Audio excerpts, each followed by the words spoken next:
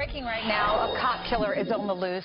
The feds offering a $30,000 reward for information on Miguel Limbrick. He is accused of shooting two officers near Georgia Southwestern State University.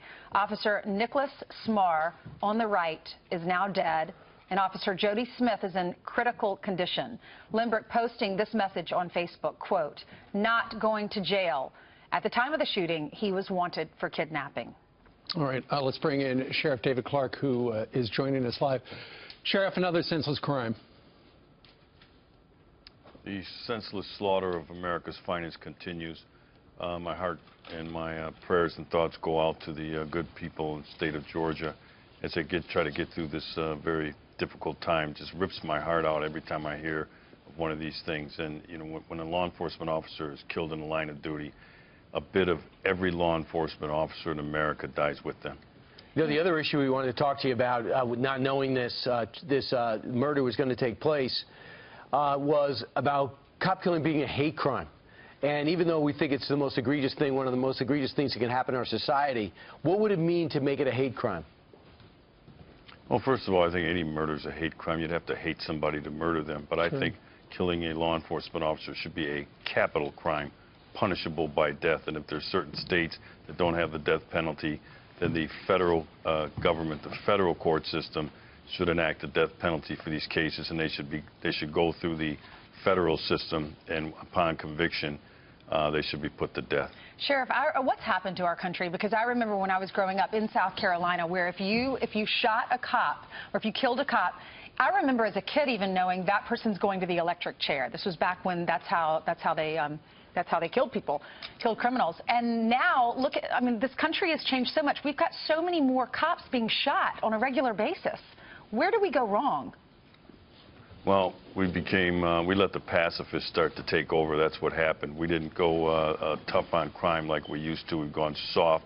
We started talking about things like rehabilitation, second chance for individuals who have long criminal histories. There are a lot of things that go on that we need to do differently, but it starts with sending a clear and convincing message to the criminal element that there will be swift and severe consequences to criminal behavior. But until we get that mindset, and you look at some of the nonsense going on with this sentencing reform bill in Washington, D.C., this criminal justice reform bill in Washington, D.C., that's what has gone wrong, and it has come with some catastrophic consequences to good law-abiding people all across this country. Sure. You know, Sheriff, everybody's talking about the election, and, you know, either you were for Hillary or you were for Trump. And so many people on the left are saying, well, one of the reasons Hillary lost was fake news. You say, I saw this online, you say fake news actually started in Ferguson, Missouri with a myth regarding hands up, don't shoot. That's the anniversary, that fateful summer night in August of 2014. It started with the hands up, don't shoot lie that was propagated by every mainstream liberal media across this country. The New York Times, the Washington Post, the LA Times, the Chicago Tribune, CNN, MSNBC, all propagated that hands up, don't shoot lie. And it was from that time forward that this concept of fake news was talked about. All right, so that's where it could have started, and let's hope it stops and people be responsible in situations like that. But one confrontation which is heading for a collision is the sanctuary cities between the president-elect and a lot of these mayors, including Rahm Emanuel and just about every mayor in California. Now California says, you're not going to deny me money, federal government. In fact, I'm going to make the whole state a sanctuary state for illegal immigrants to stay, preventing law enforcement from conducting any immigration raids or actually tossing them out.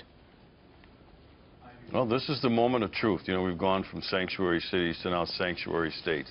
There are federal laws on the books which we do not have the will to enforce. One of them is 8 U.S.C., U.S. Code 1324, which provides criminal sanctions to individuals who knowingly harbor people who are in the country illegally. We have to have a zero tolerance, because we're at a crossroads. We have to have a zero tolerance for people who come into this country illegally and set up residence. That's what sanctuary cities are doing, and these cities are providing them cover.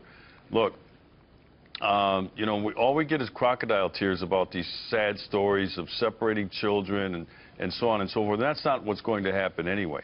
But until the federal government gets their arms around this thing, and like I said, this is the moment of truth, because this is probably our last chance to get our arms around this thing. What's it estimated at? 13 to 14 to 15 million people in the country illegally or unlawfully. That's only going to grow.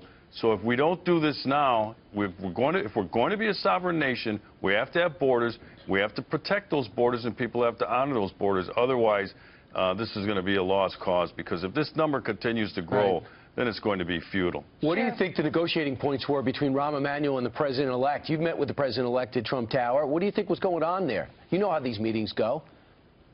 Well, but I don't want to try to project what might have gone on in that meeting, but I think President-elect Trump needs to make it very clear, and I think he did on the campaign trail, that illegal immigration will not be tolerated in this country. You've got to look at this E-Verify system that's voluntary now, where employers can put names through to make sure that people they're hiring are legal citizens. Well, it's voluntary. They should make it mandatory, things like that. Because, like I said, if we don't look, sanctuary cities, sanctuary state in California's case, these are havens for criminal behavior, because what happens is criminals prey on people who they know are in the country illegally, because they know that that victim is going to be reluctant to go to the police for fear of being discovered to be in the country illegally themselves. So we have some serious crimes going on, things like rape, things like abduction, things like domestic abuse, child abuse, that go under and unreported in these cities because the victims are not going to call the police to report it. So that's what California needs to think about. Do they care about their residents, or do they not, or do they want to play politics? Sheriff, there has been general outrage about the generals that Donald Trump has selected to be on his cabinet. So far, he wants to appoint 3. You have General Flynn, General Kelly, and General Mattis. What do you make of the mainstream media and liberals saying they don't want all of that? It's too much military. Well, I think it's laughable. You know, the left is in a general state of outrage. And, you know, to the victor goes the spoils. The President of the United States reserves the right to surround himself with who he thinks will best serve him in moving his agenda forward. That's what's going to happen here. We've done that, you know, except for extreme cases. If there's some extreme situation, that's why the Constitution brilliantly put in a check and balance on that, and that's called Senate confirmation. But except for the most severe situations, the president should be allowed to have the people that he wants to serve in his cabinet. He doesn't need the approval of the New York Times, President-elect Trump, or the Washington Post in these cabinet selections. He has to put this before the Senate and have these hearings, get these people in office in place, so that on the first day he can get a running start to make this country great again. Can we ask you, Sheriff, I know we saw you go up to the 26th floor over at Trump Tower in the last week or two. Newt Gingrich was asked by the Wall Street Journal, what's it like when people go up there? And he said, because Donald Trump is trying to put people under a little pressure to see how they react, he said it's kind of like watching The Apprentice. You want to know what it's like? Watch The Apprentice. Is that what he's doing, to the best of your knowledge? Is he's putting out scenarios saying, hey, what would you do in this situation? Well, I don't want to try to get in the president-elect's head, but it was a great opportunity. Yeah, it's a media feeding frenzy over there. There's no other way up but through that lobby. I mean, unless you want to try to take a fire escape or something like that. One guy tried to go on the outside. I've been in those situations before. I mean, for heaven's sakes, I spoke at the Republican National Convention in prime time on TV before 20,000 people in the Quicken Loan Center. So I've been in those pressure situations before. So it really wasn't anything new. Was it a disappointment? Would it be a disappointment for you if you do not get a position? Personal disappointment? Not at all. I did not support Donald Trump with any strings attached. He owes me nothing. I wanted nothing in return. I supported Donald Trump because I felt, and I still do feel, that he is the best thing for the United States of America at this particular time. I respect any decision that Donald Trump makes as it relates to who's going to serve in his administration. I'm in a good place. I'm just happy that he won the election. And we're just happy that you showed up and shared your perspective on everything this morning. Sheriff Clarke, thank you very much. Have a good day. Thank you, Sheriff. My pleasure.